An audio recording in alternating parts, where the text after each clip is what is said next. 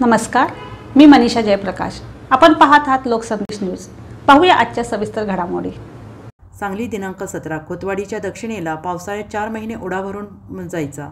मिरज सांगलीकडे दवाखान्याला जायची पंचायत, लेकरांची शाळा बुडायची, पै पाहुणे यायचे बंद। अशा बिकट काळात पृथ्वीराज पाटील यांनी 2.25 कोटीचा पूल उभा करून लय उपकार केले आहेत। त्यांनाच आमदार करणारच अशा भावना खोतवाडी आणि वाजेगाव प्रचार पदयात्रेत गावकरी व्यक्त करीत पृथ्वीराज बाबा तुम आगे बढ़ो, हम तुम्हारे साथ है, काँग्रेस पक्षाचा महाआघाडीचा विजय असो अशा घोषणा देत होते।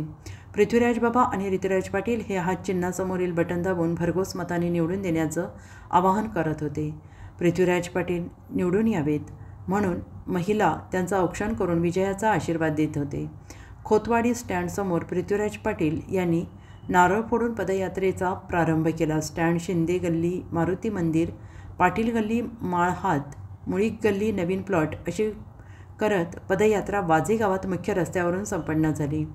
यावेळी पृथ्वीराज पाटील म्हणाले की गेल्यावेळी थोडक्यात संधी हुकली। खोतवाडी, वाजेगाव या परिसरातील गावांनी चांगले लीड दिले होते। या ऋणातून थोडीफार उतराई होण्यासाठी 2.25 कोटीचा पूल महाविकास आघाडी सरकारच्या काळात पूर्ण केला। 5 वर्ष तुमच्यासाठी राबलोय, आता 5 वर्ष तुमच्यासाठी द्या। हात चिन्हासमोरील बटन दाबून भरघोस मताने निवडून द्या। ग्रामीण भागातील प्रश्न सोडवण्यासाठी प्रयत्न करणार आहे। यावेळी नागरिकांनी हात निवडून देण्याचा निर्धार केल्याचं सांगितलं।